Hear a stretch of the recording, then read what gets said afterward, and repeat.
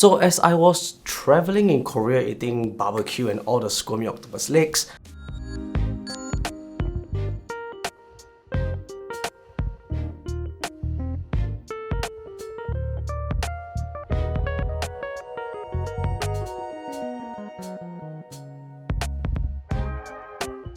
I've got a message from Trust saying that I qualified for their cashback credit card. And this got me thinking, is the Trust cashback card the best card for traveling right now? So I've been traveling quite a bit this year, and the Trust card is my go-to card for overseas spending because it's a 0% FX fees and it's a Visa card, which means it's widely accepted. And in a previous video, I did a comparison between Trust, Tiger Boss and Revolut, and it turns out that Trust do provide the lowest conversion fees. So if you travel a lot and want to clock those miles, chances are you need to pay CYY fees, which can range between 2.8 to 3.25%.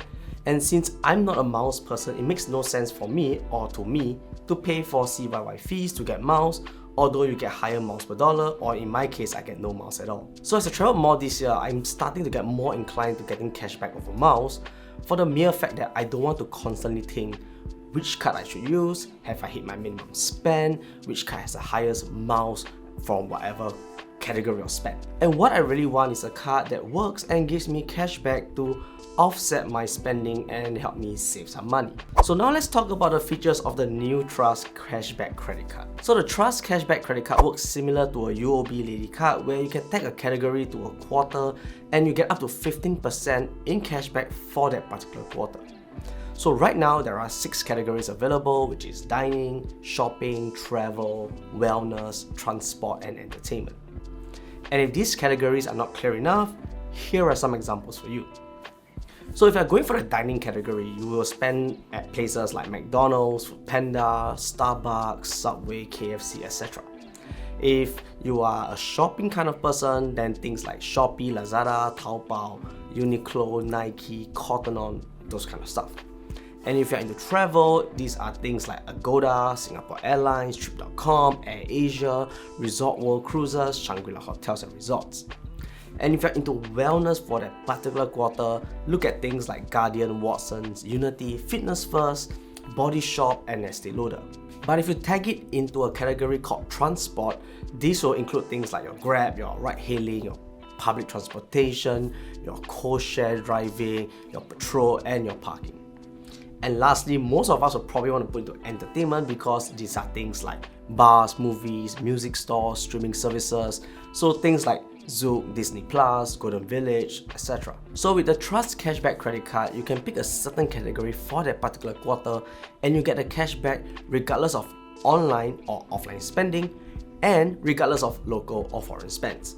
So when I first saw this, it was nuts to me because I've never seen a credit card, or maybe I'm not well knowledgeable in that space, that allows me to get cashback with 0% FX fees and almost Google kind of rates.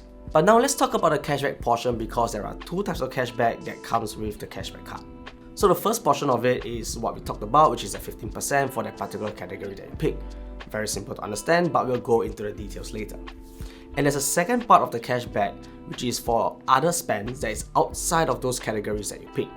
So this means if you're like me, I pick dining as my category. For all my spends that fall within that dining vertical or that dining category, I get up to 15% in bonus cashback. And for spends that do not fall within this category itself, it goes into a 1% cashback across the board. And right now, if you're new to Trust or you don't have a Trust card yet or a bank account with them, you can sign up with them and get 1.5% cashback until the end of the year, which is 31st December 2024. Links will be in the description down below. So while I was in Korea, I tried this for my shopping and my eating escapades. So what I like with the Trust app is that you can filter the spending based on the cards that you have, and each transaction has a tag to it to what category is based on the MCC of the business. So as you can see now, the largest cashback that I will probably receive is $2.37, and if you tap into that, you can see that this is the transactions that give me the cashback. So in my case, it was Adidas and Olive Young, which are not dining, and in this case, they fall under the shopping category. And although I will argue that Olive Young is a little bit more like wellness, but that's a whole new conversation. So in total, I spent about $157.59 at Adidas and $79.21 at Olive Young, which comes back to about $236.80, and the cashback I got is $2.37, which is a 1% cashback. And the reason I'm not getting 1.5% is because I've been a Trust card user for quite a while. So if you look at my dining spend right now, till date, the expenses I've had for dining alone is $2,356, and this estimates to about $250 in cashbacks.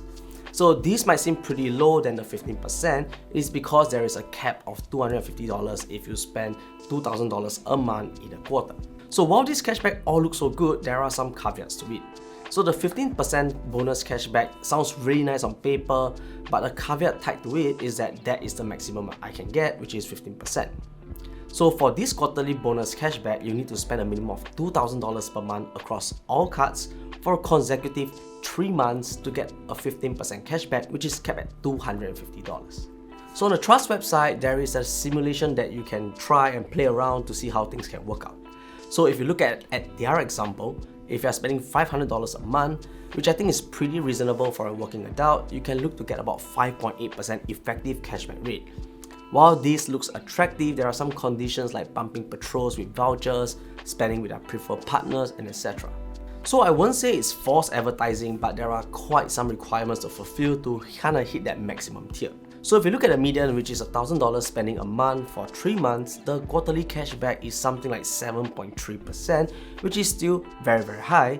But then again, there are caveats like spending with Caltex, Zig, Agoda, KFC, Deliveroo, and all that stuff. So now the big question is the Trust cashback card still worth it?